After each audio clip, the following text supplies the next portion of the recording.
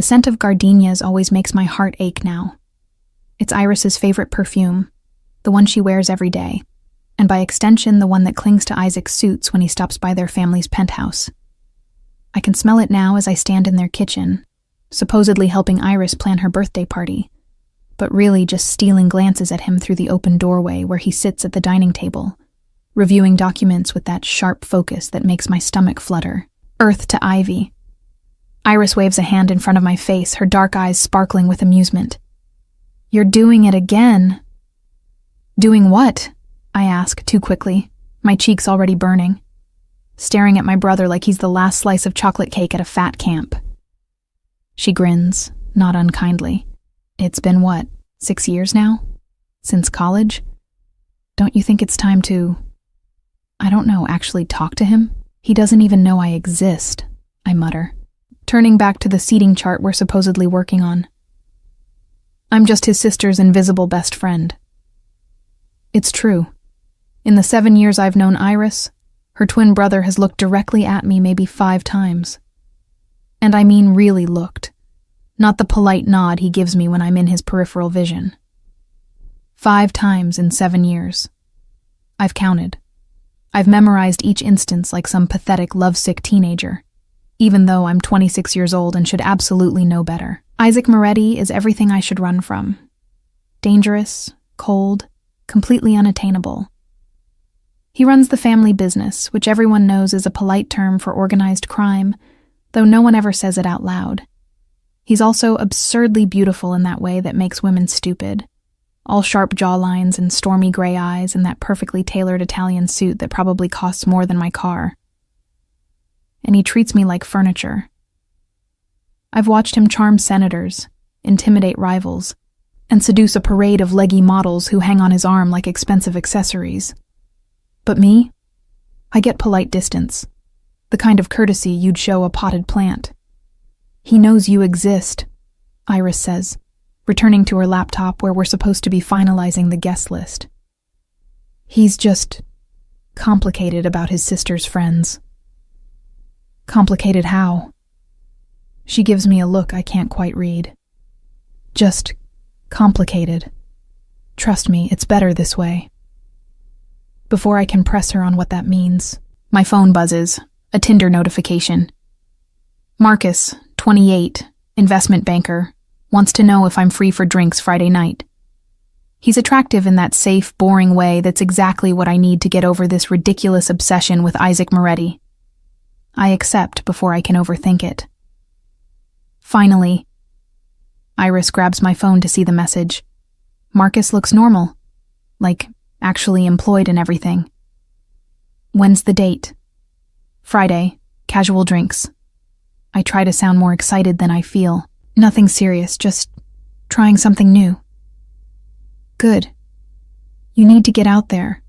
Maybe if you actually dated someone, you'd stop pining over—" She cuts herself off, glancing toward the dining room where Isaac is still absorbed in his work. I follow her gaze despite myself. He's removed his suit jacket, rolled up his sleeves to reveal forearms that have featured prominently in several of my more inappropriate dreams. His dark hair falls slightly across his forehead as he reads, and I watch his lips move silently as he reviews whatever document has his attention. God, I'm pathetic. I'm not pining. I lie. I'm just appreciating the view, like how you'd appreciate a piece of art in a museum, from a safe distance, without touching. Right. Iris doesn't sound convinced. Well, Friday you'll be appreciating a different view, one that might actually appreciate you back. The words sting more than they should, because she's right.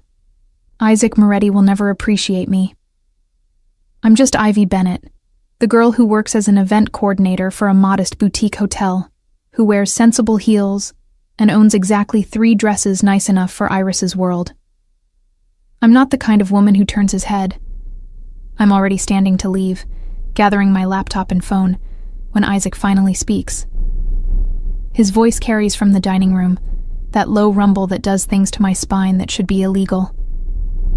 "Iris, I need you to look at these contracts." "Busy," she calls back cheerfully. "Ivy and I are planning my birthday extravaganza, Can it wait?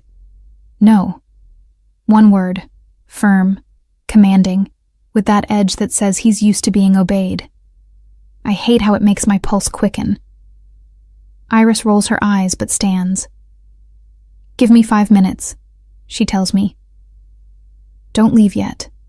We still need to finalize the cake situation. She disappears into the dining room, and I'm left alone in the kitchen, trying very hard not to eavesdrop on their conversation. I fail, of course. Something about shipping routes and territories and percentages that confirm exactly what everyone knows but doesn't say about the Moretti family business. I'm scrolling through my phone, pretending to be absorbed in Marcus's profile, when I feel it. That prickling awareness that means someone is watching me. I look up to find Isaac standing in the doorway, his gray eyes fixed on me with an intensity that steals my breath. This is number 6. Ivy. He says my name like he's testing its weight on his tongue, like he's surprised to find me here, even though I'm here at least twice a week. Isaac. I manage to keep my voice steady, even as my heart hammers against my ribs. He crosses the kitchen with that predatory grace he has, moving like violence barely contained in an expensive suit. He's close enough now that I can smell his cologne, something dark and woodsy that makes me want to lean in closer. You're going out Friday? It's not quite a question, more like an accusation wrapped in polite inquiry. My phone is still in my hand, Marcus's profile visible on the screen. Heat floods my cheeks. How did you... I pay attention. His gaze drops to my phone, then back to my face. Marcus Henderson, investment banker, divorced 6 months ago, drives a Tesla, lives in the financial district. I stare at him. Did you run a background check on my Tinder date? I run background checks on everyone who enters my sister's orbit. The words are casual, but something dangerous lurks beneath them. Basic security protocol. I'm not in your sister's orbit. I'm her best friend. There's a difference. Is there?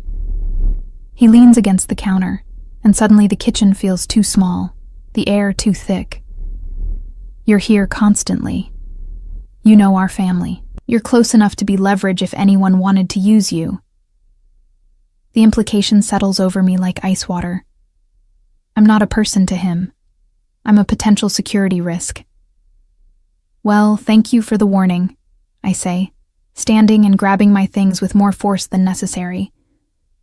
I'll be sure to tell Marcus to run in the other direction. Wouldn't want to complicate your security protocols. I'm almost to the door when his hand catches my wrist. Not hard, just firm enough to stop my momentum. The contact sends electricity racing up my arm. That's not what I meant. Then what did you mean? I turn to face him, anger finally overriding the pathetic longing I've been nursing for years. Because from where I'm standing, you've spent 7 years treating me like I'm invisible, and now you're suddenly interested in my dating life? His jaw tightens. I didn't say I was interested in your dating life. Then let me go. He does, but not before something flashes in his eyes. Something that looks almost like regret. Enjoy your date, Ivy. The way he says it makes it sound like a threat. Friday arrives too quickly. I spend an embarrassing amount of time getting ready, trying on 4 different dresses before settling on a black wrap dress that Iris assures me makes my curves look criminally good. My dark blonde hair falls in waves past my shoulders, and I've done my makeup with more care than usual, going for that effortlessly beautiful look that actually takes an hour to achieve. Marcus suggested meeting at a wine bar in Tribeca, somewhere upscale but not intimidating. Perfect for a first date. I tell myself I'm excited as I slip on my heels and grab my clutch. I tell myself I'm not thinking about Isaac. I'm lying on both counts. The Uber is waiting downstairs from my apartment, and I'm about to step in when my phone rings. Iris. Hey, what's up? Emergency. Her voice is tight with barely suppressed laughter. I need you to stop by the penthouse before your date. It'll only take 5 minutes, I promise. Iris, I'm literally getting in the car. Please, it's important. Family thing. I need you. I sigh, redirecting the driver to the Moretti penthouse instead. Whatever this is, it better be quick. The doorman recognizes me and waves me through without question.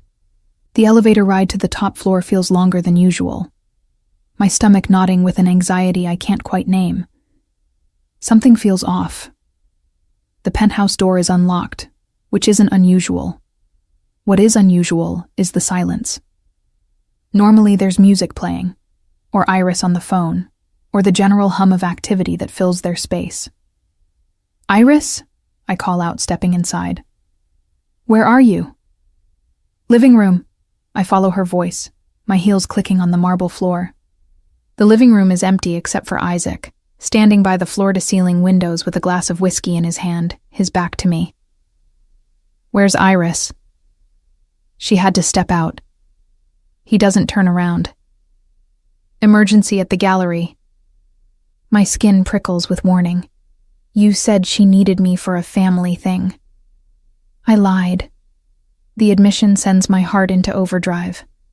I take a step backward toward the door. I need to go. I have a date. That's when he turns, and the look on his face stops me cold. Gone is the polite distance, the careful courtesy. What I see now is raw, barely leashed fury. If you take one more step toward that door, he growls, his voice low and dangerous, I won't be responsible for what happens next.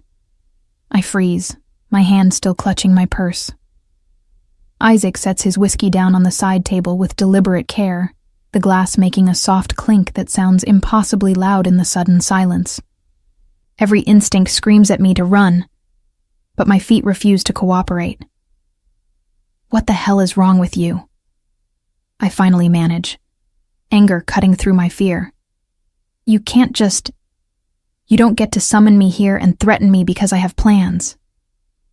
I'm not threatening you. He moves toward me with that predatory grace, each step measured and purposeful. I'm warning you. Warning me about what? Having a normal date with a normal guy? My voice rises despite my efforts to stay calm. Sorry if that interferes with your security protocols, but last I checked, I don't work for you. No. He stops close enough that I have to tilt my head back to maintain eye contact. Close enough that I can see the muscle ticking in his jaw. You don't work for me. You're my sister's best friend, which makes you family, which makes you mine to protect. I'm not yours anything. The words come out shakier than I'd like. And I certainly don't need your protection from a banker who likes wine and golden retrievers. You know nothing about what you need. His hand comes up, and I think he's going to touch my face, but he stops himself, his fingers curling into a fist. Marcus Henderson has a gambling problem he's hiding from his employer. He owes money to people who make me look like a choir boy. And you thought you'd just meet him alone, in a bar, wearing that dress. What's wrong with my dress? Everything. The word is almost a growl. Absolutely everything. Heat floods my cheeks, but it's not embarrassment. It's fury. You had no right to investigate him. You had no right to interfere. And you definitely have no right to comment on what I wear. I have every right. He's closer now, backing me against the wall without even touching me. You want to know why I've kept my distance all these years, Ivy? Want to know why I treat you like you're invisible? Yes. The admission escapes before I can stop it. God, yes. Do you have any idea what these last 7 years have been like? Watching you parade women through here like they're interchangeable? Seeing you look through me like I'm nothing? Something dangerous flashes in his eyes. You think I look through you? You barely acknowledge I exist. Because if I acknowledged you... He stops, his hand slamming against the wall beside my head, caging me in. If I looked at you the way I want to look at you, if I touched you the way I've imagined touching you for 7 goddamn years, My sister would kill me, and she'd be right to. The air leaves my lungs in a rush. What? You're off limits, Ivy. Completely, absolutely off limits. Iris made me promise, the day she introduced us, that I'd never touch you. Never even think about you that way. Because she knew. His free hand comes up, his thumb tracing my jawline with agonizing gentleness. She knew I'd ruin you. I can't breathe, can't think, can't do anything but stare at him as years of certainty crumble into dust. You're lying. But even as I say it, I know he's not. I wish I was. His thumb moves to my lower lip, pressing gently. Do you know what it's been like? Watching you walk around in those little skirts, hearing you laugh at other men's jokes, seeing you bite your lip when you're thinking? He demonstrates by pressing harder against my mouth. Every time you did that, I wanted to bite it myself. Isaac. And tonight. His eyes drop to my dress, trailing over every curve with possessive heat that makes me tremble. You got dressed up for another man. You put on this dress, did your hair, painted your lips that color I've dreamed about. He stops himself, his jaw clenching. You were going to let him touch you. That's none of your business. Everything about you is my business. His voice drops to something almost feral. Even when it shouldn't be. Even when I've spent years trying to convince myself otherwise. You're mine, Ivy. You've always been mine. You don't get to claim me now. I shove at his chest, but he doesn't budge. Not after 7 years of nothing. Not after making me feel like I was crazy for wanting you. You want me? He catches my wrists, pinning them gently against the wall above my head. Say it again. No. Liar. His face is inches from mine now, his breath warm against my lips. Your pulse is racing. Your pupils are dilated. You're leaning into me even while you're pushing me away. So say it, Ivy. Admit you want me as much as I want you. I hate you. That's not an answer. It's the only answer you're getting. I twist in his grip, but it only brings our bodies closer together. Heat radiates from him, and I can feel every hard plane of muscle through his shirt. Let me go, Isaac. I have a date to get to. His eyes flash dangerously. The hell you do? You can't stop me. Watch me. He releases one of my wrists, pulling his phone from his pocket and dialing without breaking eye contact. Henderson. This is Isaac Moretti, the date with Ivy Bennett. It's canceled. Permanently. No, that's not a request. I'd suggest you find somewhere else to spend your Friday nights. Somewhere far away from anyone I care about. Goodbye, Marcus. He ends the call and pockets his phone, his hand returning to capture my wrist. You're insane. I'm shaking now, with anger or desire, or some volatile combination of both. You can't just... I can. I did. His thumb strokes the inside of my wrist, finding my racing pulse. And before you get self-righteous about it, ask yourself this. Did you really want to spend tonight with him? Or did you just want to make yourself stop wanting me? The accuracy of the question steals my breath. That's not fair. None of this is fair, baby. The endearment hits like a physical touch. But we're done pretending, done playing these games. You want to hate me? Fine. Hate me while I show you exactly what these 7 years of restraint have cost me. He releases my wrists, but before I can move, his hands frame my face and he's kissing me. Not gentle, not tentative, but claiming. Devouring. 7 years of denial poured into one devastating kiss that makes my knees weak and my resolve crumble. I should push him away, should slap him and storm out and never speak to him again. Instead, I kiss him back. My hands fist in his shirt, pulling him closer as his tongue sweeps into my mouth. He tastes like whiskey and sin and terrible decisions I'm absolutely going to make. When he breaks away, we're both breathing hard. Tell me to stop. His forehead rests against mine, his hand still framing my face. Tell me you don't want this, and I'll walk away. I'll go back to ignoring you, pretending you're invisible. I'll keep my promise to Iris, even if it kills me. The words stick in my throat. Because I do want this. God help me, I want this more than I've wanted anything in my life. But giving in means war with Iris, means diving headfirst into Isaac's dangerous world, means risking my heart on a man who spent 7 years perfecting the art of keeping me at arm's length. I need to think. I duck under his arm, putting space between us before I do something stupid, like drag him to the nearest horizontal surface. I need to go home and think about this. Ivy, no. I hold up a hand, stopping him. You don't get to drop this bomb on me and expect an immediate answer. You've had 7 years to process whatever this is.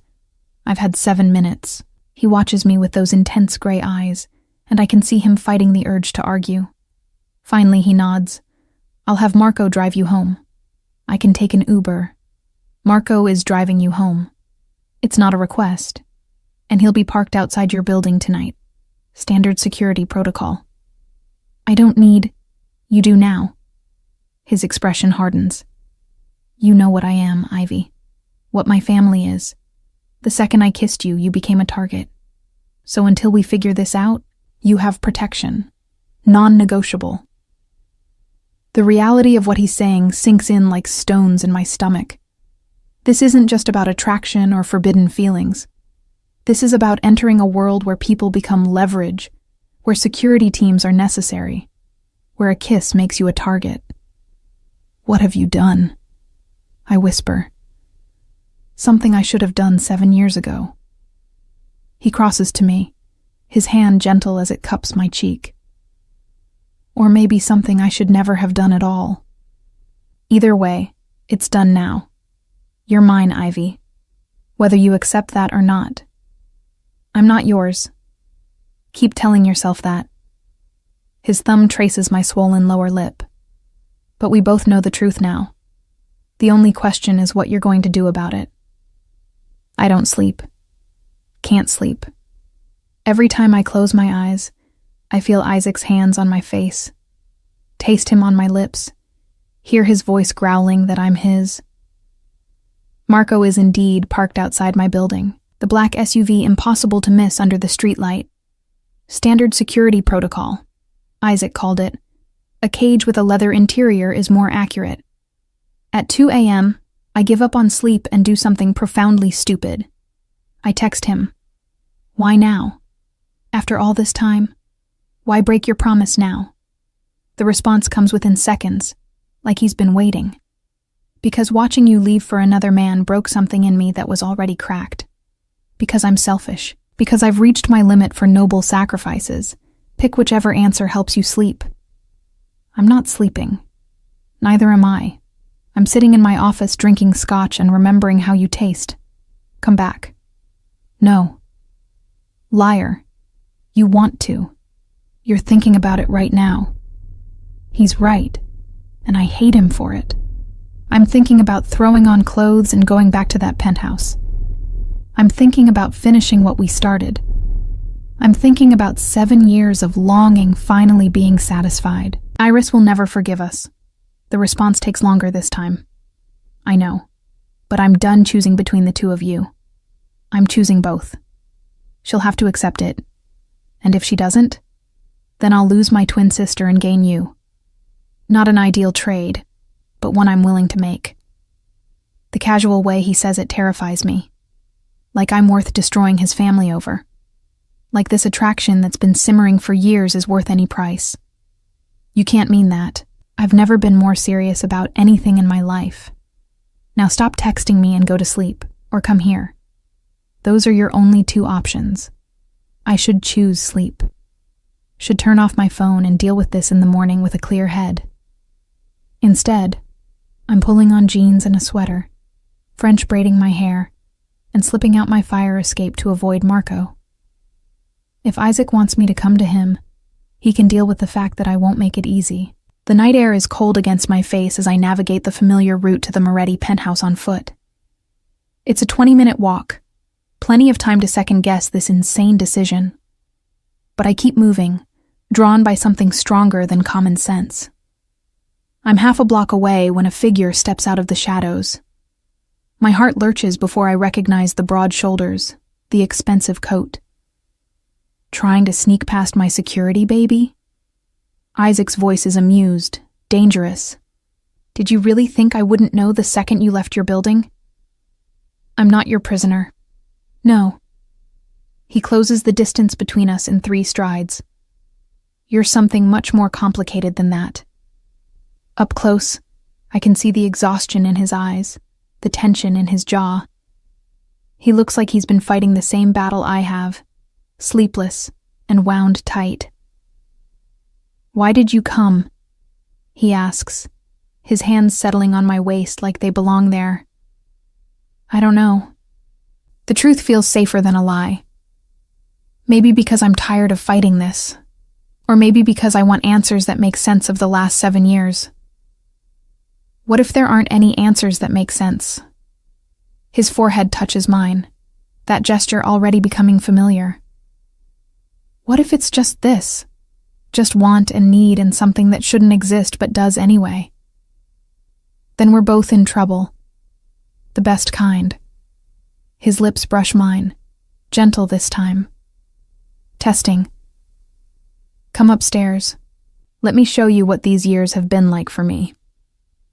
Warning bells clang in my head, but I'm already nodding. Already letting him take my hand and lead me into the building, past the doorman who pretends not to see us, into the elevator where he backs me against the wall the second the doors close. I tried so hard to keep my promise, he murmurs against my throat, his lips tracing patterns that make me shiver. Every time you walked into a room, I had to actively look away. Do you know how difficult that is when someone lights up your peripheral vision like a goddamn supernova? You acted like I didn't exist. I acted like you didn't affect me. His hands slide under my sweater, finding bare skin. There's a difference, a massive 7-year difference that's been slowly killing me. The elevator dings, doors opening onto the penthouse. He pulls me through the foyer, past the living room where this whole thing started, down a hallway I've never been in before, his private wing, where guests aren't allowed. His bedroom is exactly what I'd imagine. Minimalist, masculine, dominated by a king-size bed with charcoal sheets. Floor-to-ceiling windows overlook the city, curtains open to let in the glow of streetlights and stars. Last chance to run. He releases me, taking a step back, giving me space to choose. If you stay, everything changes. I won't let you go after this. Promises from a man who broke his promise to his sister? The only promise I've ever broken. Something fierce burns in his eyes, and I'd break it 1,000 times over for one night with you. I should leave, should salvage what's left of my friendship with Iris and my dignity and my safe, uncomplicated life. Instead, I reach for the hem of my sweater. Then stop talking and show me. What follows isn't gentle. It's 7 years of restraint shattering, need and want, and possession poured into every touch, every kiss, every whispered word against sweat-dampened skin. He worships me with hands that know exactly what they want, mouth that drives me to the edge of madness and back. And when I finally shatter in his arms, his name a prayer on my lips, I understand what he meant about everything changing. Because this isn't just sex. It's a claiming. A line crossed that can never be uncrossed. Afterward, we lie tangled in his sheets, my head on his chest while his fingers trace idle patterns on my bare shoulder. The city glitters beyond the windows, indifferent to the war we've just started. Tell me about the promise, I say finally. The one you made to Iris. His hand stills. You sure you want to know? I deserve to know. He's quiet for so long I think he won't answer. Then, it was your first day at Columbia. Iris brought you to Sunday dinner, introduced you to the family. You wore this blue dress with little flowers on it, and you laughed at something my father said, and He stops, his chest rising with a deep breath. I looked at you like I wanted to devour you, right there at the dinner table with my whole family watching. Heat floods my cheeks at the image. I don't remember that. Because you were nervous, focused on making a good impression. But Iris saw. Afterward, she cornered me in my office and made me swear I'd never pursue you. Said you were too good for this life, too innocent for what I am, that if I cared about you at all, I'd keep my distance. And you agreed. I agreed because she was right. You were 19, Ivy, fresh out of some small town in Connecticut, studying art history and talking about opening a gallery someday. You had dreams that had nothing to do with organized crime or blood-stained money. You deserved better than me. What changed? His arms tighten around me. You did. You grew up. Stopped being that wide-eyed girl and became this woman who walks into rooms like you own them, who stands up to me, challenges me, sees exactly what I am, and doesn't flinch. And tonight, watching you get dressed up for another man, knowing he'd get to see you smile, hear you laugh, maybe take you home. His voice goes rough. Something in me just broke, snapped clean through. So you sabotaged my date. I eliminated a threat to my sanity. His hand cups my face, turning me to look at him. And I'd do it again. I'll sabotage every date, every flirtation, every man who so much as looks at you too long. Because you're mine now, Ivy. We both know it. Iris is going to kill us. Probably. He doesn't sound particularly concerned. But I'm done choosing between you. I've given her 7 years. Now it's my turn. I want to argue, to point out all the ways this is a terrible idea. But lying here in his arms, warm and sated and claimed, I can't find the energy. Tomorrow there will be consequences. Tomorrow I'll have to face my best friend and explain the unexplainable. Tonight, I'm just going to be his. I wake to sunlight streaming through unfamiliar windows and the warm weight of Isaac's arm across my waist. For a moment, I just lie there, cataloging details. The way his breath ruffles my hair, the solid muscle of his chest against my back. The fact that I'm naked in Isaac Moretti's bed and, oh God, what have I done? Stop panicking. His voice is rough with sleep, lips brushing my shoulder. I can feel you overthinking from here. I'm not panicking. I'm absolutely panicking. I'm just processing. Process later. He pulls me closer, and I feel exactly how awake certain parts of him are. Right now, I have better ideas. Isaac. My phone rings, cutting me off. I reach for it on the nightstand, my stomach dropping when I see the caller ID. Iris. Don't answer it, Isaac warns, but I'm already swiping to accept. Hey, where are you? I've been texting all morning. Iris sounds worried, not suspicious, yet. Marco said you left your building last night and never came back. I glance at Isaac, who's watching me with an unreadable expression. I'm fine. Just stayed at a friend's place. Which friend? And why is Marco tracking you? Did something happen? It's complicated. Ivy, you're scaring me. Where are you? Isaac takes the phone from my hand. She's with me, Iris. She's safe. Silence. The kind that precedes hurricanes and explosions. With you? Iris's voice is dangerously quiet. Define with you, Isaac. I think you know what I mean. Put her on the phone, now. He hands it back, his expression somewhere between resigned and defiant. I take a breath and bring it to my ear. Iris. My penthouse. 1 hour. Both of you." She hangs up. I stare at the dead phone in my hand. She's going to murder us. Probably me more than you. Isaac sits up, the sheet pooling at his waist in a way that's entirely too distracting given our current crisis. "She made me promise, remember? You didn't break anything." "I did." We both knew what we were doing. Doesn't matter. He stands, gloriously naked and completely unself-conscious, heading for the bathroom. To Iris, you're the innocent victim of my inevitable corruption. Get used to that narrative. I'm not a victim. He pauses in the doorway, gray eyes finding mine. No, you're not. But try telling my sister that. An hour later, we're sitting in the penthouse living room like children called to the principal's office. Iris paces in front of us, her expression oscillating between fury and hurt, and something that might be betrayal. 7 years. She stops, fixing Isaac with a glare that could cut glass. You promised me for 7 years that you'd leave her alone, that you'd keep your distance, that you wouldn't do exactly what you've apparently done. I know what I promised. Then why? She turns to me, and the hurt in her eyes makes my chest ache. Why him, Ivy? Out of everyone in this entire city, why did it have to be him? I didn't plan this. Didn't you? She laughs, bitter. You've been in love with him since college. Don't think I haven't noticed. But I thought you understood why it could never happen. Why he's the last person you should be with.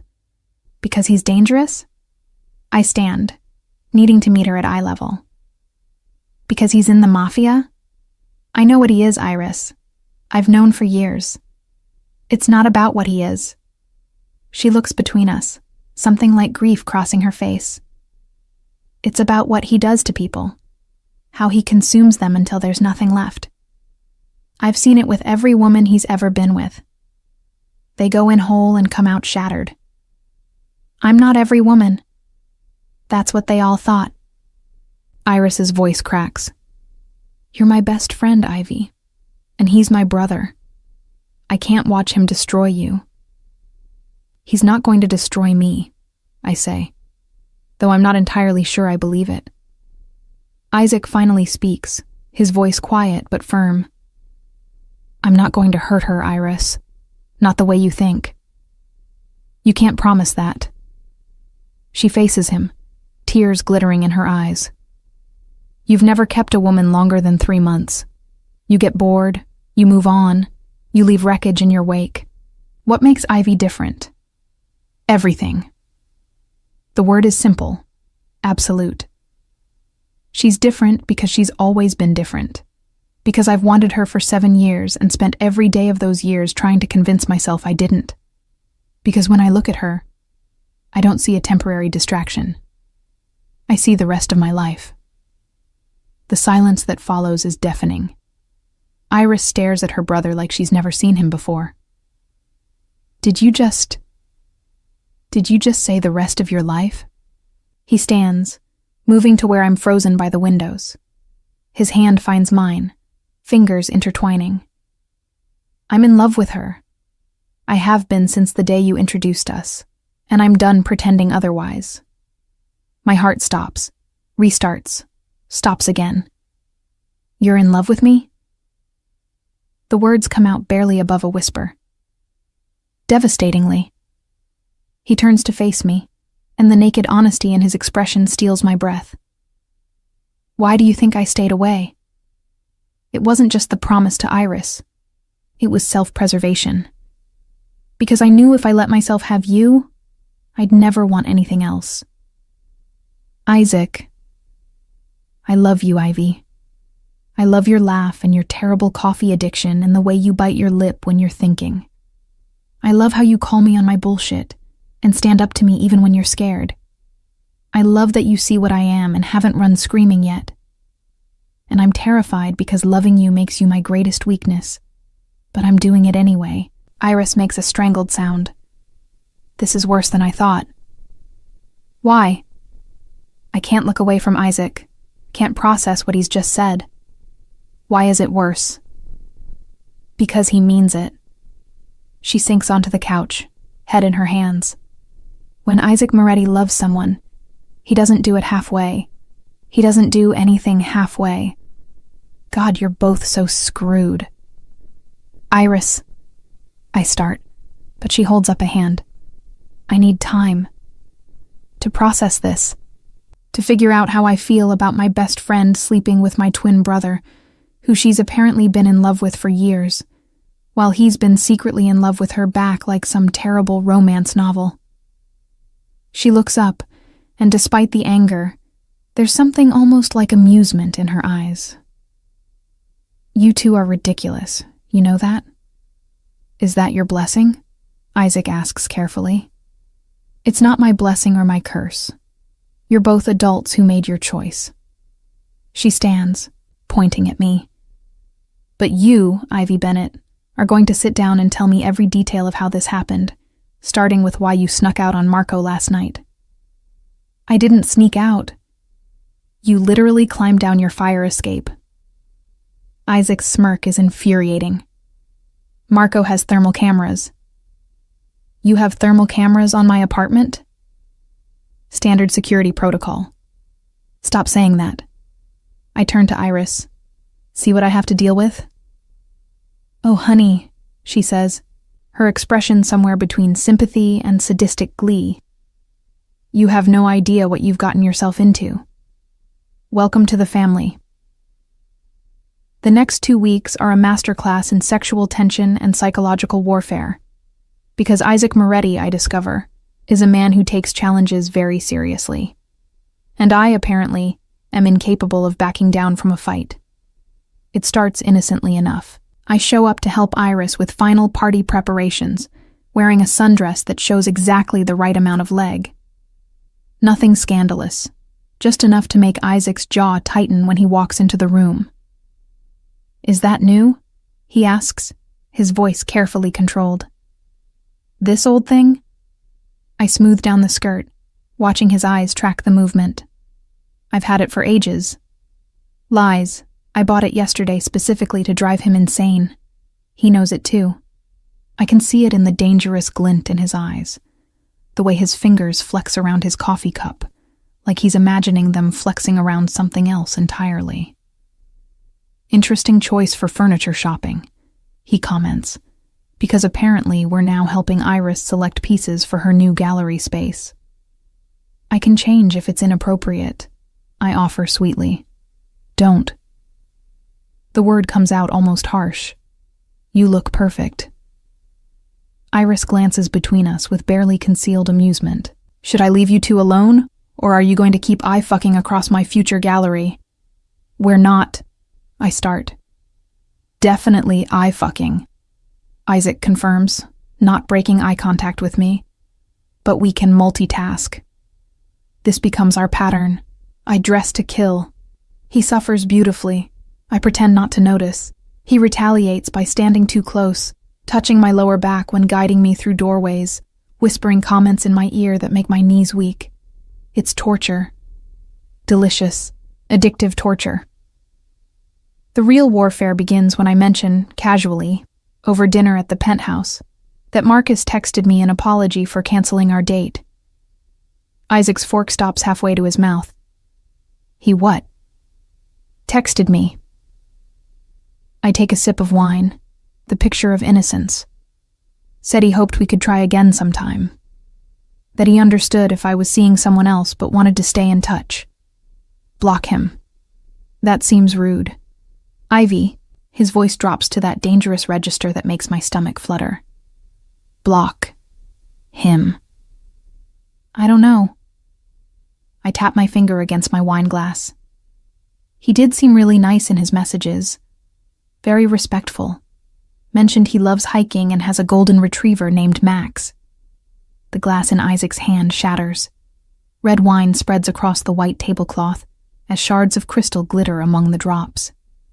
His palm is bleeding, but he doesn't even seem to notice. Isaac! Iris jumps up. Jesus! Are you okay? Fine. His eyes never leave mine. just clumsy. I know better. There's nothing clumsy about Isaac Moretti. That was pure, undiluted jealousy, barely contained. Let me see your hand, I say, standing. It's nothing. Isaac. I move around the table, taking his hand despite his resistance. The cut isn't deep, but it's bleeding steadily. Come on. First aid kit. He lets me lead him to the bathroom, Iris's knowing look burning into my back.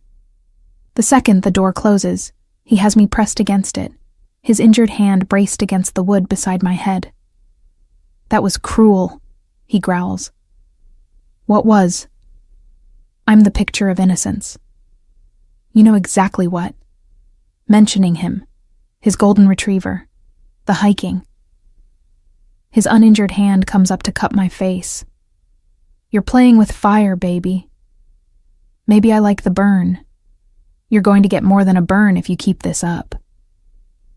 He leans in, his lips brushing my ear. You're going to get thoroughly, completely ruined for any other man. Big talk from someone bleeding on my shirt. That startles a laugh out of him. You're impossible. And you're bleeding.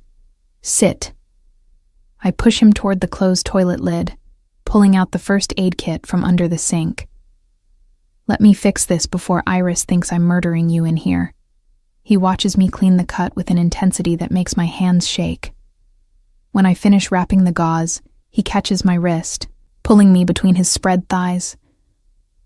I blocked him, you know, after our first night together, added his number to a blacklist.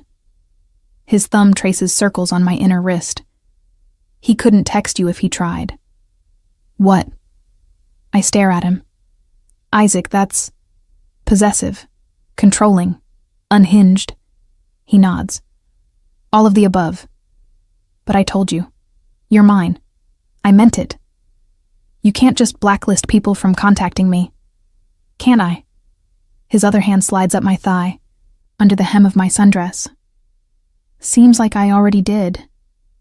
This is insane. This is what loving you looks like on me. His fingers trace higher. Messy, possessive, completely out of control. Don't like it? There's the door. I should leave, should tell him this behavior is unacceptable, and walk out with my dignity intact. Instead, I kiss him. By the time we emerge from the bathroom 20 minutes later, both thoroughly disheveled, Iris has cleared the table and poured herself a very large glass of wine. Bathroom renovations? She asks innocently. Shut up, I mutter, my face burning. For the record, she addresses Isaac, if you break her heart, I will absolutely hire someone to break your face. Twin solidarity has limits. Noted. He pulls me against his side, his wrapped hand resting possessively on my hip. But it's not her heart you should be worried about. It's mine. She's going to destroy me and enjoy every second. Good, Iris says. You deserve it. The warfare escalates. I start spending more time at the penthouse, allegedly helping with party planning, but really just torturing Isaac with my presence. I wear his favorite color, that deep emerald green. I bite my lip constantly. I laugh at his second-in-command's jokes. That last one almost gets poor Tony fired. You're flirting with my men, Isaac accuses one evening, cornering me in his office. I'm being friendly. There's a difference. You touched his arm. He was showing me photos of his daughter's dance recital. You bit your lip while looking at him. I did not. I stop, because I absolutely did. Are you seriously jealous of Tony? Tony, who's been married for 15 years and has 3 kids? I'm jealous of anyone who makes you smile like that. He stalks toward me, predatory. Anyone who gets your attention when it should be on me. Your ego is showing. My obsession is showing. He backs me against his desk. And you keep feeding it. Keep pushing me. Want to know what happens when you push a dangerous man too far? Is this where you threaten to punish me? No. His hands grip the desk on either side of me. This is where I promise to make you forget every other man exists. Where I prove that no amount of flirting or teasing or testing my patience will change the fundamental truth. Which is, you're mine, and I'm keeping you. The party is in 3 days when things finally come to a head. I'm at my apartment, getting ready for dinner with Iris, when I hear my door unlock. Before I can panic, Isaac walks in like he owns the place. How did you get a key? I'm a crime boss, baby. Getting keys is the least of my talents. He closes the door behind him, leaning against it. We need to talk. About breaking and entering? About the fact that you're not wearing my ring yet. The world tilts. You're what? He crosses to me, pulling a small velvet box from his pocket. I've been carrying this around for a week, trying to find the right moment. But there is no right moment because this is us. Messy and chaotic and completely insane. He opens the box, revealing a ring that steals my breath. Emerald-cut diamond, surrounded by smaller stones, set in platinum. Move in with me. Officially. Stop pretending you don't sleep in my bed every night anyway. Isaac. I'm not asking you to marry me. Yet. His smile is dangerous. I'm asking you to stop fighting this. Stop testing me. Stop torturing both of us with this game we're playing. And if I say no, then I'll wait. I'll court you properly. I'll do whatever you need. His thumb traces my lower lip. But you won't say no, because you want this as much as I do. He's right. God help me. He's right. Okay. Okay. Okay. I'll move in with you. I lean into his touch. But I'm keeping my apartment, for when you drive me crazy and I need space. Deal. He slides the ring onto my finger, and it fits perfectly. Of course it does. Though fair warning, I'm going to drive you crazy often. It's kind of my thing. I'm counting on it. He kisses me then, deep and claiming, and I surrender to the inevitable. To this man who's loved me for 7 years. To this dangerous, impossible future we're building. To being completely, irrevocably his. Iris's birthday party is everything she deserved and nothing I expected. The gallery space she's rented transforms into something magical. All Edison bulbs and exposed brick and carefully curated art pieces. The guest list is a who's who of the city's elite, both legitimate and otherwise. And I'm walking into it wearing Isaac's ring. You're sure about this? I ask him, as Marco pulls the car up to the entrance. Making it public? I've never been more sure of anything. His hand finds mine, thumb stroking over the diamond. Everyone's going to know you're mine tonight, baby. No more hiding. Iris is going to kill us for making her party about us. She already knows. His smile is wicked. I told her this morning. She threw a very expensive vase at my head. Isaac. She missed, mostly. He helps me out of the car, and I'm immediately aware of eyes turning our way, people noticing, calculating. Besides, she said, and I quote, if you're going to claim her publicly, at least wait until I'm drunk enough to enjoy the drama. We enter to find Iris holding court near the bar, resplendent in red, and already definitely tipsy. She spots us, her eyes dropping to my hand, and grins. Ladies and gentlemen. She climbs onto a nearby platform, champagne sloshing. An announcement! My idiot brother has finally stopped pining pathetically and actually claimed his woman. Everybody waved to Ivy, the brave soul who's agreed to put up with him. The crowd applauds, laughs, toasts. I'm mortified and touched and completely overwhelmed.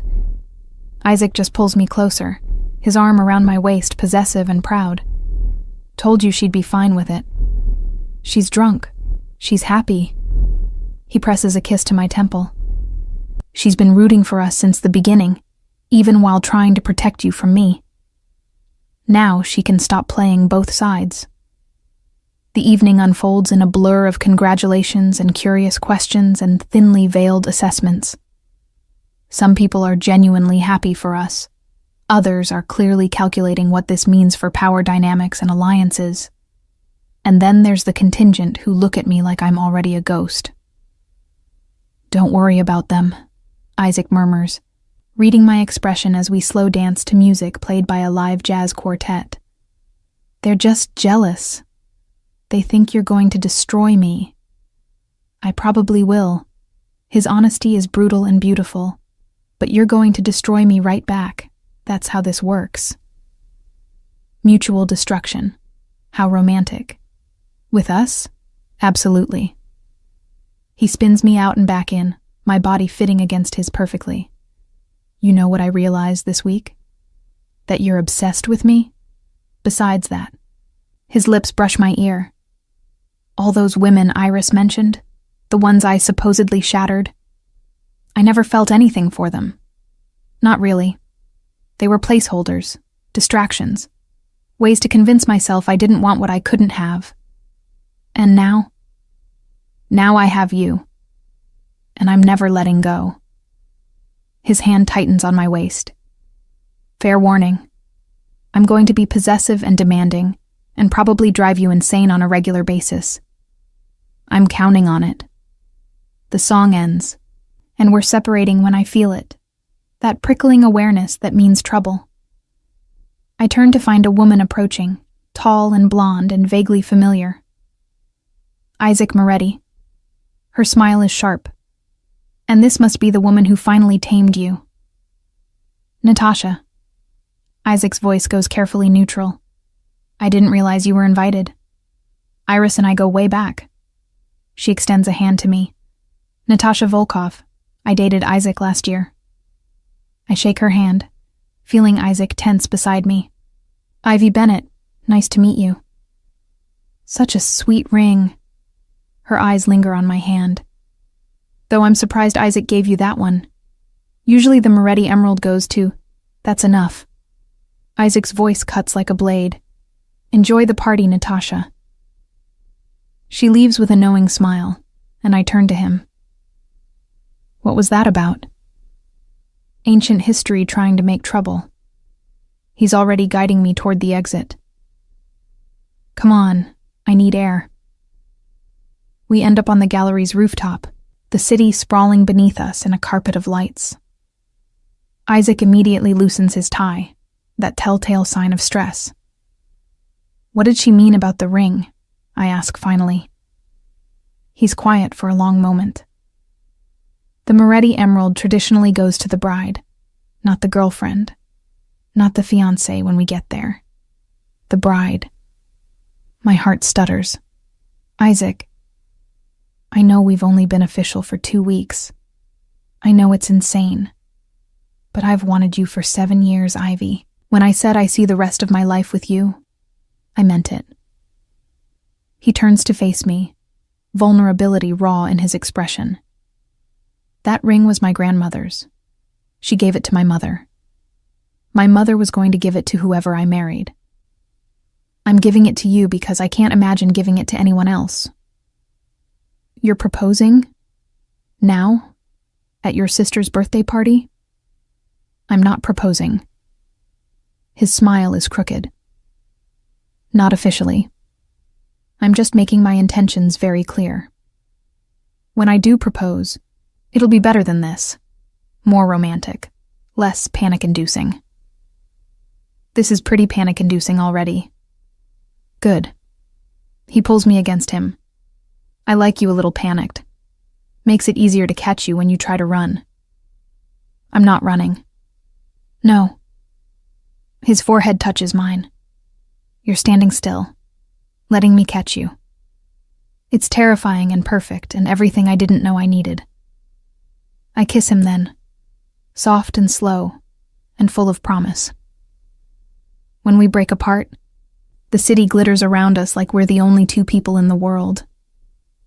"Your sister's going to be furious we ditched her party," I point out.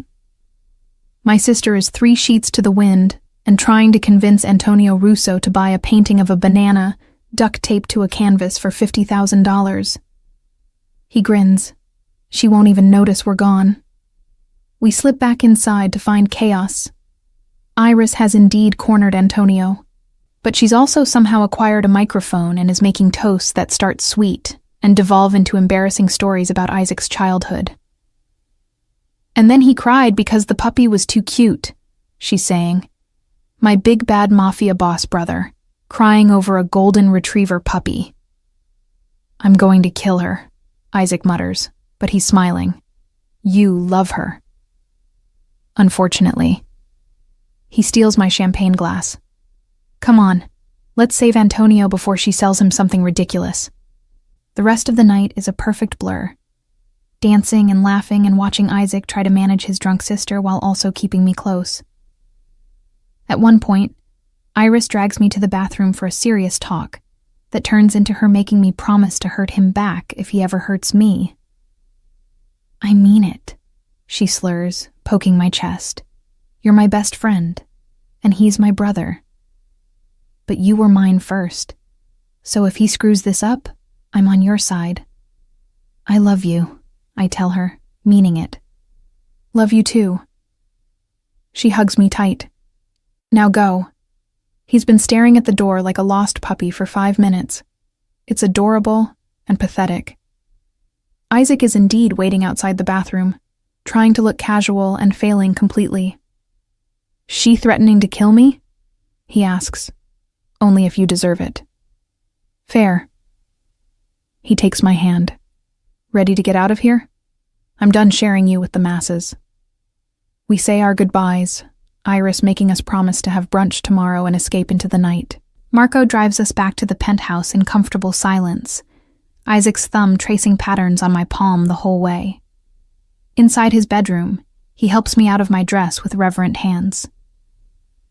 I meant what I said earlier, he murmurs against my shoulder.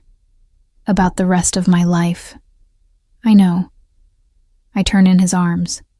And for the record, I'm terrified and excited and completely in love with you, even when you're being possessive and overprotective and breaking glasses because someone mentioned hiking. In my defense, he had a golden retriever. You're ridiculous. I'm yours. He lifts me, carrying me to the bed. Completely, irrevocably yours. Then prove it. He does, thoroughly. And afterward, wrapped in his arms with the city quiet beyond the windows, I finally understand what Iris meant about him not doing anything halfway. Isaac Moretti loves with the same intensity he does everything else, absolutely, possessively, with his whole damn heart. And I love him right back. 3 months later, I move into the penthouse officially. My apartment becomes storage for art pieces Iris insists I'll want someday. Isaac's closet becomes half mine, though he complains constantly about the number of shoes I own. You have 37 pairs, he says one morning, staring at the organized rows. Why do you need 37 pairs of shoes? Why do you need 12 guns? I counter, buttoning his shirt because he claims he likes when I do it. That's different. That's professional equipment. These are professional equipment for looking good. You'd look good in a garbage bag. Smooth talker. I finish the last button, straightening his collar. There. Presentable. He catches my hands, pulling me close. I love you. I know. I smile against his kiss. I love you too, even though you're ridiculous and possessive and probably clinically insane. Probably. He grins. But I'm your ridiculous, possessive, clinically insane person. Lucky me. The luckiest. His hands frame my face. Now stop being adorable, or we'll never leave this apartment. Would that be so bad? Yes, because I promised Iris we'd have brunch, and if we cancel again, she'll assume we're having sex and make incredibly inappropriate comments about it. We are having sex. She doesn't need confirmation. He releases me reluctantly. Come on. Sooner we go, sooner we can come back. Brunch with Iris has become a weekly tradition. She's opened her gallery officially, and she uses these meals to show us pictures of her latest acquisitions while making running commentary on our relationship. "You're still disgustingly in love," she observes, watching Isaac feed me a bite of his omelet. "It's been months. When does the honeymoon phase end?" "Never," Isaac says firmly. "Gross." But she's smiling. "Fine. Be annoyingly perfect together. See if I care." "You care," I point out. "You're literally planning our engagement party." "Future engagement party. He hasn't actually proposed yet." She looks at her brother. "What's taking so long? Cold feet?" "Waiting for the right moment." The right moment was 7 years ago. Everything after that is just details. I kick her under the table. "Stop harassing him." "I'm his twin. Harassment is my job." She steals a piece of bacon from my plate. "But seriously, you two are good?" "We're good," Isaac and I say simultaneously. "Disgustingly good," I add. "Perfect," Iris declares. "Then I can stop worrying that you'll murder each other and go back to worrying about normal things. Like whether my installation of soup cans is pretentious or brilliant." "Definitely pretentious," Isaac says. "Shut up. Nobody asked you." We bicker and laugh and eat, and somewhere in the middle of it, I catch Isaac watching me with this expression. Soft and possessive and completely in love. This is my life now. Brunch with the Moretti twins, living in a penthouse with a mafia boss, planning a future that shouldn't make sense but somehow does, and I've never been happier.